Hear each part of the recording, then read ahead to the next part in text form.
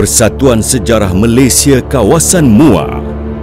Kita kena lihat betul-betul bahawa jatuhnya Melaka itu hanya Melaka, tetapi jajahan tak tolong Melaka itu masih lagi wujud. Institut Pemikiran dan Kepimpinan Melayu, Universiti Teknologi Mara.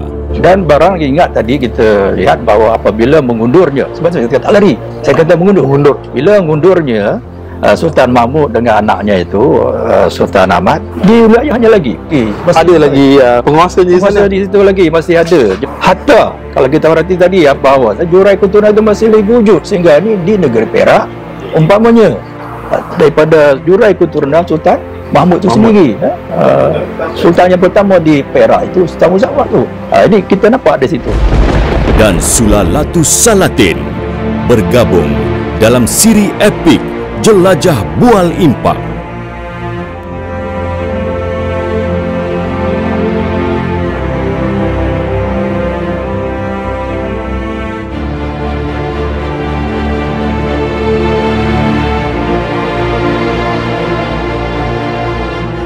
Assalamualaikum dan selamat pagi kepada semua. Hari ini Jelajah Bual Impak sangat bersyukur kerana kita hari ini bersiaran di Bandar Maharani atau Bandar Diraja di Muar. Banyak sejarah-sejarah yang dapat kita belajar di Muar, terutamanya Muar itu adalah salah sebuah lokasi selepas kejatuhan Melaka pada 1511. Baiklah, hari ini kita bersama dengan pengerusi sejarah Malaysia Cawangan Muar, Dr. Haji Baharom bin Muhammad. Doktor, sihat alhamdulillah? Alhamdulillah. Terima kasih. Doktor, boleh doktor ceritakan sikit latar belakang doktor? Alhamdulillah. Syukur kita kehadap Allah SWT kerana pada pagi yang berbahagia ini kita bertamu dengan Impak. Sahabat saya Dr. Khairuddin. Cuma nak betulkan sikit tadi, Persatuan Sejarah Malaysia Kawasan Muar. Kawasan Muar. Kawasan Muar. Ya. Jadi saya selaku pengurusi dan bersama saya pada pagi ini ialah timbalan pengurusi Saudara Zakaria Abu Bakar. Ya. Juga ada setiausaha kehormat saya Saudara Dokman Mahmud dan juga penolong setiausaha Ya. Saudara Arifin. Jadi mereka inilah orang kuat saya lah. Mereka lah yang banyak menggerakkan saya sebagai pengurus saya dari konteks pengurusan sejarah. Jadi agak panjang juga Persatuan Sejarah Muar ini. Kalau kita perhatikan tertubuh sejak 2004 dulu sudah ada. Doktor, apa aktiviti-aktiviti yang selalu dianjurkan oleh Persatuan Sejarah? Aktiviti yang kita laksanakan di sini sejak dululah. Kalau kita nak singkat panjang ceritanya lah. Daripada mereka yang dulu banyak mereka laksanakan. Cuma di peringkat kami di sini yang mutakhir ini, kami telah merancangkan kepada satu hala tuju 10 tahun Persatuan Sejarah Muar yang kami letakkan mengikut fasa-fasa lah. Antaranya lah kita adakan aktiviti lawatan tapak. Betul. Kita bawa ahli-ahli atau siapa yang berminat lah. Utamanya kerja kuat Saudara Lokman sendirilah yang mengemudikan bawa ke sana sini. Turut serta dengan agensi jabatan di peringkat kawasan Muar sendiri dalam beberapa ekspedisi melalui semua Muar dan juga melalui jalan raya lah. Jadi di sinilah kita dapat berpeluang menyampaikan ilmu persejarahan itu kepada masyarakat. Balik pada tadi yang doktor tanyakan tadi, latar belakang saya. Saya sebenarnya adalah seorang guru. Saya mula bertugas pada tahun 1978. 78. Jadi sekolah pertama saya lah sekolah menengah Sendru Jalan Hasim, sekarang ni masih wujud. Ketika itu Muar. Kemudian selepas bertahun di dalam dunia pendidikan di persekolahan, saya ke peringkat universiti. Saya menjadi pensyarah di UTHM. Pertengahan 2009 saya berhijrah ke Sabah, ke UMS. Sabah, sehinggalah saya tamat perkhidmatan saya, berpencen. Kemudian akhirnya ambil keputusan untuk balik ke Muar. Baik, sejarah Muar banyak dikaitkan dengan pengunduran pada Ogos 1511, pengunduran Sultan Ahmad, Sultan Mahmud, bendahara dan kerabat-kerabat lain di Muar terutamanya. Kalau kita rujuk kepada edisi pelajar Sulalatus Salatin Saman Ahmad, di sini ada bab mengenai pengunduran Sultan Mahmud, Sultan Ahmad berlepas diri subsectionnya. Ada satu ayat yang ditulis di sini, maka Sultan Ahmad pun undurlah ke Hulu Muar, baginda diam di Pagoh. Akan Sultan Mahmud Shah diam di Batu Hampar. Akan bendahara diam di Lubuk Batu, bendahara Tepuk lah. Maka Sultan Ahmad berkota di Bentayan. Menarik tu di situ. Muar itu disebut disalin oleh Tun Sri Lanang. Maknanya semasa Kesultanan Melaka, Muar itu juga berfungsi sebagai salah satu wilayah jajahan Melaka yang kuat situ. Boleh Dr. Baharum ulaskan sikit pengunduran pada Ogos 1511 itu? Okey, terima kasih. Jadi sebelum kita pergi terus kepada pengunduran itu, biasanya sebelum undur itu dia akan berdepan dululah. Jadi kita lihat kembali pada persejarah Melaka itu sendiri. Saya sukalah untuk tarik perhatian Doktor, bagaimana peranan Sungai Muar itu sendiri. Bagaimana kita lihat sejarah itu telah mencatatkan bahawa terbinanya negeri Melaka itu sendiri bermulanya dari Muar. Maknanya di Sungai Muar ketiga Paris Sembara keluar dari Singapura, termasuk ketika itu. Kemudian singgah di Hulu Muar, Pagoh, dan di kawasan Sungai Muar, di mana ada beberapa kota didirikan, antaranya lah kota Batu Buruk dan juga Biawak Busuk. Ini memang terkenal lah dalam sejarah. Dan kita dapati dari sinilah terbentuknya kerajaan Melaka yang gilang gemilang, sehinggalah kita dapati sampai ke yang doktor sebut tadi, kejatuhan lah tu ketika Sultan Mahmud Shah terpaksa beredar ataupun berundur daripada kerajaannya sendiri apabila diasak bertubi-tubi oleh Feringgi ataupun Portugis. Dan barang diingat ketika itu Melaka memang kuat, cuma dalam keadaan stability ataupun keutuhan Melaka itu wujudnya ancaman-ancaman bukan saja dari luaran Portugis tapi dalaman juga berlaku. Dan kita kalau baca selidik ke sejarah, kita akan dapati ada unsur-unsur dalaman yang membantu kepada Feringgi itu sendiri datang menyerang dan menguasai Melaka. Tanpa bantuan dalaman ini, saya kira agak sukar Portugis untuk mendapatkan Melaka. Menarik tu, unsur dalaman. Adakah itu satu bentuk pengkhianatan, Doktor? Ya, saya melihat di sini ada unsur-unsur pengkhianatan dalaman.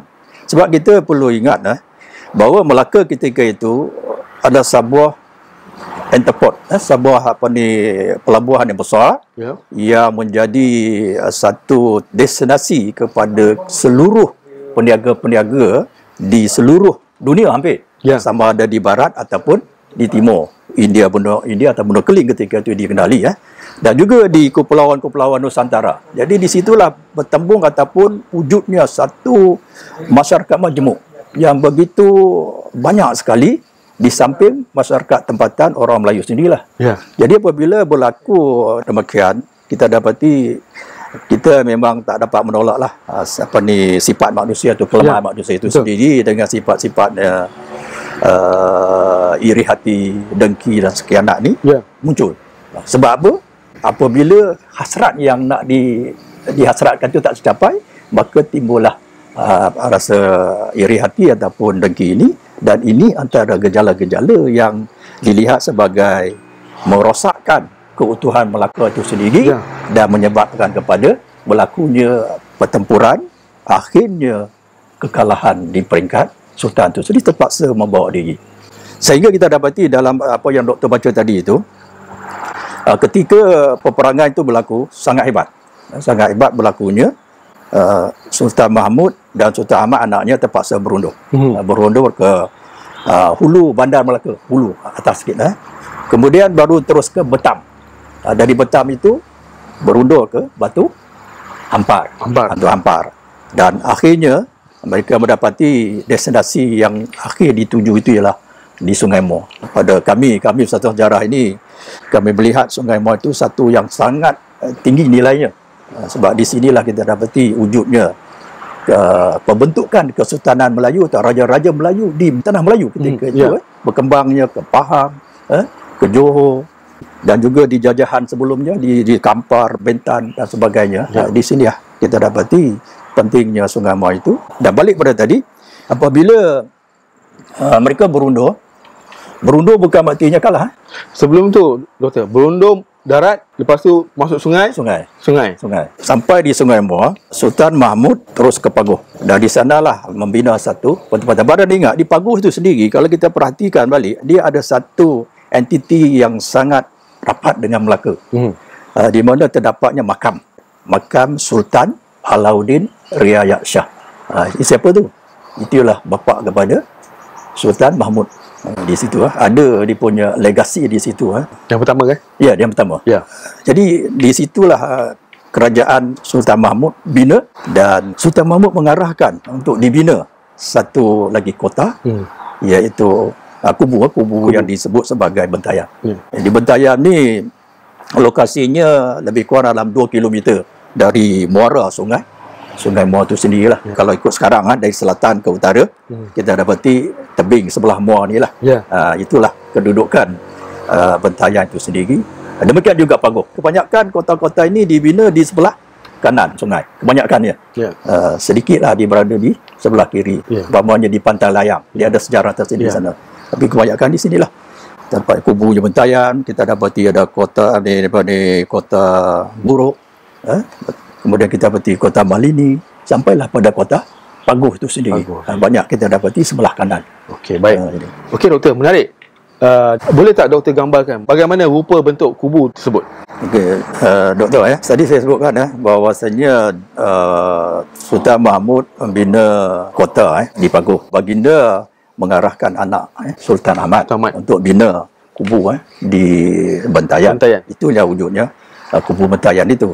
Jadi kubu Bentayan ini, kalau kita perhatikan daripada penceritaan persejarahan, daripada lisannya yang kita perolehi, yang ada elemen-elemen logik yang kita boleh terima lah, yang diceritakan dari mulut ke mulut. Kota ini, kubu ini dibina menggunakan batang nibung. Dia bukannya struktur batu seperti mana yang kita mikirkan. Macam kita lihat bagaimana kota Melaka itu sendiri dibina menggunakan runtuhan bangunan, maksudnya masjid tu runtuhan tu dibina dijadikan kota Formosa itu, yang hari ini kita dapati sebenarnya bukit itu bukan bukit Sebol itu ialah bukit Melaka yang kita kena dalam kita tengok balik dalam keadaan situasi peperangan, tentulah persediaan untuk membina satu kubu yang utuh kuat agak sukar, terutamanya melibatkan bahan-bahan binaan berupa konkrit. Jadi maknanya pokok nibung itu adalah strategi pembinaan yang paling tepat masa tu. Cepat, kuat, utuh. Betul. Selain menggunakan batu lah. Kita baliklah kepada kemahiran pertukangan orang Melayu. Kita dapati orang Melayu ini memang mahir dalam pertukangan, khususnya dalam binaan-binaan, bukan setakat menggunakan kapal-kapal bersaljung yang memang terkenal. Kalau kita telusuri sejarah, malah binaan-binaan rumah dan juga kubu-kubu ini juga menjadi satu daripada kemahiran-kemahiran yang ada dalam karangan orang Melayu. Jadi terbinanya kubu ini, pertama yang saya melihat kalau kita perhatikan logiknya ini, pokok nibung ni mudah ditemui, dan kebanyakan pokok nibung ni mudah kita temui di tepi-tepi sungai, dan nibung ini berdaya tahan. Kalau perhati hari ini pun orang menggunakan nibung untuk cerucuk, orang buat cerucuk dalam untuk ikat sampan dan sebagainya, rakit, dan dia punya daya tahan yang kuat. Jadi dengan adanya batang nibung itu sebagai kubu, maka itulah jadi kubu pertahanan di Bentayan, dan namanya adalah kubu Bentayan. Bagaimana dengan persenjataan? Kita bundur, apa senjata yang dibawa daripada Melaka? Itu satu soalan yang menarik juga kalau kita perhatikan. Sebab kita bayangkan kubu mesti ada rentaka, meriam. Bila kita sebut kubu ni, kubu ini ialah satu bentuk untuk bertahan. Dia boleh jadi tanah, dikorek gali tanah liat, ataupun macam Jepun dia buat tanah, bukit-bukit tu. konkrit ni dah juga satu yang sangat advance lah. Kota tinggi tu, waktu tu konkrit tu. Konkrit. Di tepi jalan tu konkrit. Ini tak. Itu zaman British. Menggunakan benda sedia ada, nature. Jadi di situ digunakan dan dibinanya kubu tadi. Sebab itu sebelum saya bagi soalan tadi, sebab itu kita dapati sukar kita mendapat bahan-bahan tinggalan kubu itu sendiri. Kalau dibandingkan dengan kubu-kubu tempat lain yang ada batu-batu sebagainya. Betul. Jadi kita nak pergi cari mana batu runtuhan pun tak ada. Tak ada sampai hari ini pun kita masih lagi belum tak dapat runtuhan itu. Saya pun bayangkan, minta maaf, kubu tu gah macam Fort Cornwallis di Sarawak tu kan, macam kita ada Bukit Melawati kan, kubunya maknanya betul lah. Bukan orang kita tak menjaga kubur tu. Kubur itu sebenarnya daripada pokok rebung. Kan, daripada batang rebung. Nibung. Rebung kan. Nibung. Tapi tempatnya, lokasinya di situ lah. Mengikut sejarah lah. Penceritaan sejarah. Memang lokasinya di kawasan Sungai Bentayan itu sendiri. Dan suka saya ingatkan untuk kita bila mengkaji sejarah ni, kita jangan lupa faktor geografi. Geografi main peranan juga untuk support kepada, menyokong kepada pensejaraan. Sungai Muar satu ketika besar. Jung besar masuk. Sebab itu dapati sebelum kehadiran Melaka, kujuran Melaka itu sudah lalu peniaga-peniaga menggunakan jalan penarikan. Yang sampai ke penarikan dan mereka tarik sampai kapal-kapal besar Jung itu ke Sungai Pahang. Jadi besar. Demikian juga Sungai Bentayan. Kalau kita perhati hari ini, Bentayan itu macam paritnya. Jadi ini kesan daripada mendapan yang berlaku, satu. Yang kedua, kesan pembangunan yang dilakukan. Tambak itu. Sungai Bentayan ini dulunya kira-kira anggaran 10 km panjangnya. Nenek moyang kita kalau ada, mungkin dah Saudara Rahman bapaknya pernah dengar cerita daripada datuknya bagaimana kewujudan kapal-kapal yang besar boleh masuk ke Sungai Bentayan itu sendiri. Jadi di sini kita dapati dari segi logistik, dari segi strategi, memang bijak mereka memilih di Sungai Bentayan itu sebagai satu strategi untuk bertahan dan menyerang. Baik. Okey, baik, menarik ya. Kita boleh gambarkan sosok kubu Bentayan itu daripada pokok nibong ya. Jadi saya nak tanya dengan doktor, bagaimanakah bentuk sistem pertahanan dan mungkin persenjataan yang ada di kubu Bentayan ketika itu? Dan akhirnya kita tahu kubu Bentayan itu pun tewas dan Sultan Mahmud dan kerabatnya juga berundul ke belakang lagi. Saya fahamkan di Pagoh dulu ya. Pagoh Pahang, kemudian barulah ke Kampar Sumatera. Balik pada cara orang dulu berperang. Yang pertamanya memanglah mereka menggunakan kekuatan, kudrat. Siapa kuat dia menang. Jadi persenjataan yang ada hari ini kita habis keris memang ada. Senjata-senjata tombak gitu ni memang ada lah. Dan juga panah. Panah ni merupakan satu senjata jarak jauh. Barang diingat kubu Bentayan di sebelah sini menghadirkan para pejuang yang menggunakan senjataan tradisional yang ada tadi. Dan kalau kita perhatikan ketika diceritakan di Pagoh ada juga meriam. Meriam bermakna di sini ada juga meriam-meriam kecil tu yang sempat dibawa keluar dari Melaka dan digunakan untuk pertahanan ataupun menyerang. Dan ketika itu juga, ketika berlaku peperangan, Portugis datang menyerang, ada satu ketumbukan dari segi strategik, iaitu di sebelah Kesang. Itu pasukan pemanah di sana untuk menghalang Portugis. Jadi strategi yang digunakan oleh Sultan Ahmad ini, dia meletakkan di sini sebagai satu kubu yang utama, dan di sebelah sana ada satu lagi pemanah. Kalau kita ingat balik macam strategi yang digunakan Rasulullah lah, atau Bukit Uhud dan gitu. Dia punya entiti itu ada, tapi di sini kita dapati Muar ni bukanlah berbukit, dia tanah datar. Jadi hanya tanah datar itu menggunakan tebing-tebing sungai lah. Saya ada baca Portugis menyerang kubu melalui Sungai Muar tak dapat, yang kemudian mereka menukar strategi darat. Betul ke? Ya, itu ada tersebut dalam buku sejarah yang dikarang oleh Allahyarham Buyang Adil, sejarawan Muar. Memang kita dapati antara taktik yang digunakan oleh Portugis ini ialah mereka bukan saja menggunakan jalan laut ataupun sungai, tapi mereka juga menggunakan jalan darat.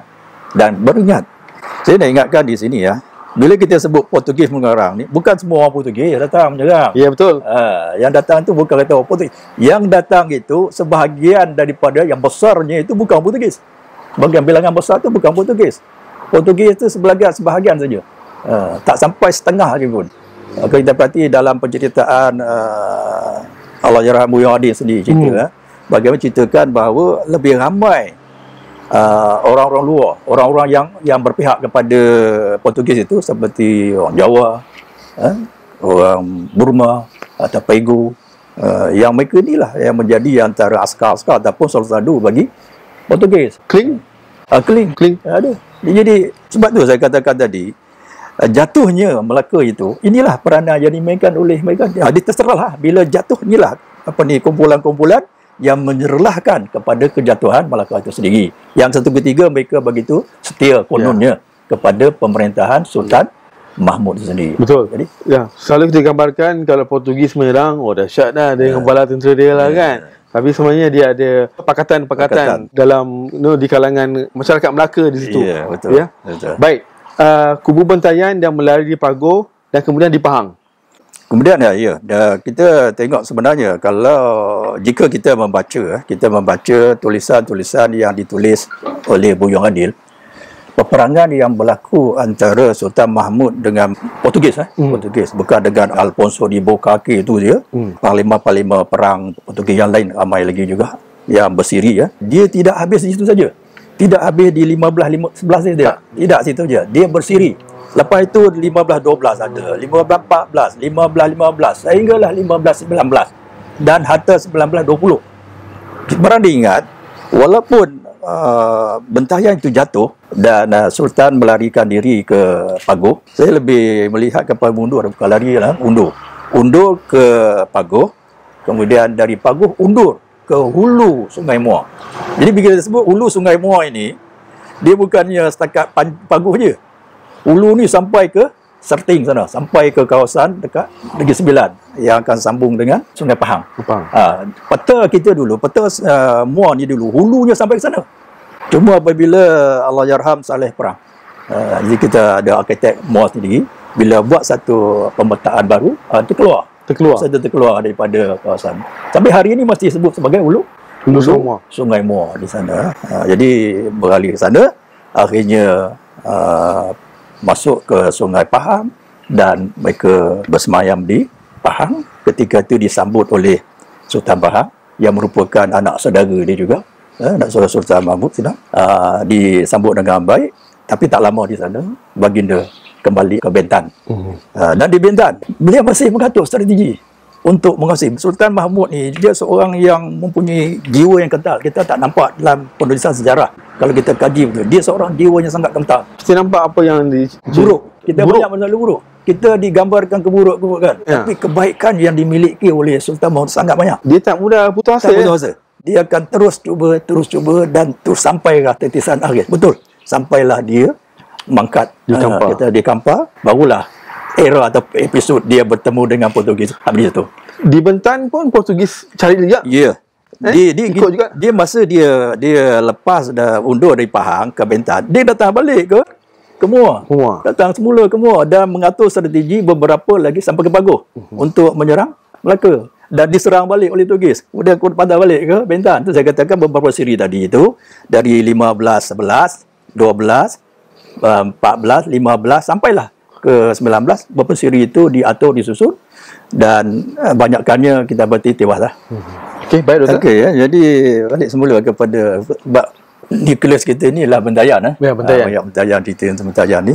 Nilai-nilai yang cuba kita garapkan bersama tentang Bentayan khususnya dan Sultan Mahmud tu sebagai pendukung utama.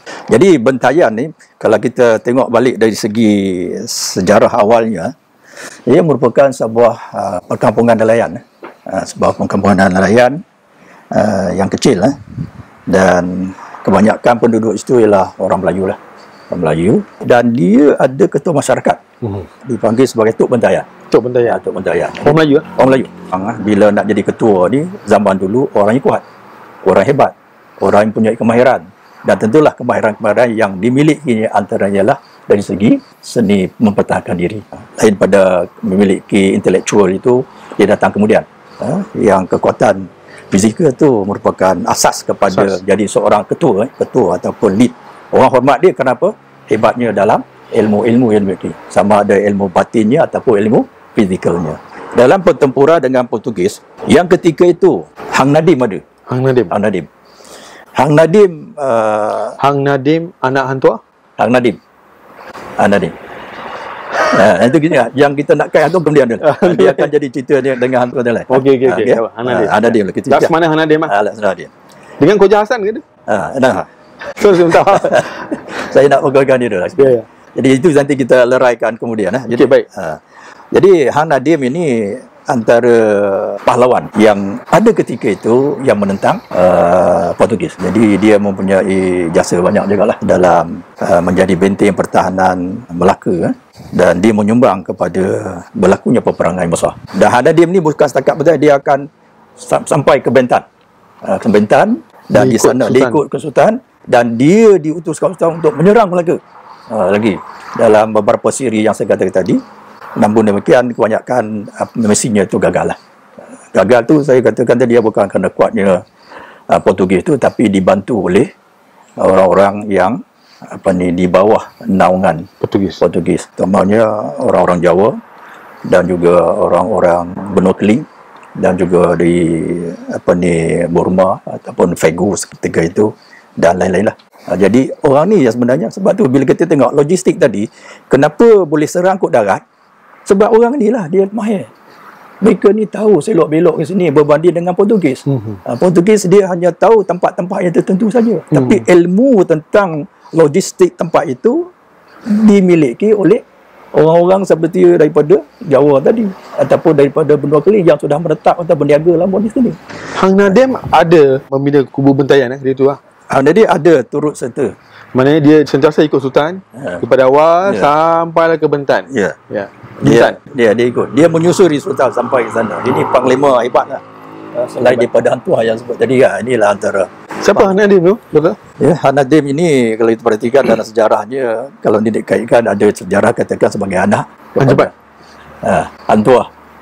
Anak angkat. Dia ni jadi sebagai delegasi untuk melarikan Tunteja. Dia dalam sejarah tu ada. Dia ada sedikit perselisihan antara Sultan Selatan dengan Hang Tuah. Dia punya watak-watak tu ada berbeza sikit lah. Jadi kita lebih fokus kepada Sultan Selatan lah. Jadi sebagai pegangan kepada penceritaan sejarah itu sendiri.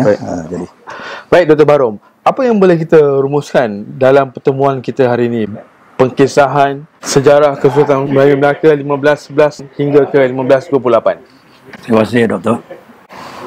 Jadi perkisahan yang kita lalui sebenarnya panjang lagi. Cuma sekadar untuk kita santai-santai tadi itu, bolehlah kita rumuskan apa yang telah kita sebut pada pagi ini, bahawasanya sejarah Melaka itu bukanlah habis episodnya di situ saja. Sebagaimana yang kita faham bahawa Melaka jatuh tetapi kerajaannya masih lagi hidup. Empire masih hidup sehingga hari ini. Itu kita kena tengok balik. Bukan hanya jatuh Melaka habis. Tidak. Kadang-kadang penulisan ni kalau kita tidak baca dengan teliti, kita mempunyai persepsi yang berbeza. Jadi kita kena lihat betul-betul bahawa jatuhnya Melaka itu hanya Melaka.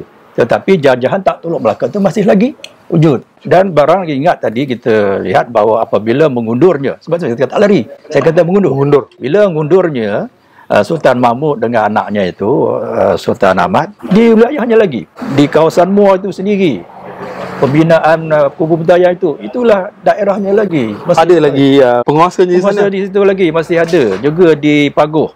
Kemudian kita pergi ke Pahang. Itu memang jajahan takluk. Johor balik kepada Bentan, balik kepada Kampar. Hatta kalau kita perhati tadi apa yang telah disambung oleh Saudara Rokman tadi, menceritakan kepada kita balik bahawa jurai keturunan itu masih lagi wujud sehingga ni di negeri Perak umpamanya daripada jurai keturunan Sultan Mahmud itu sendiri.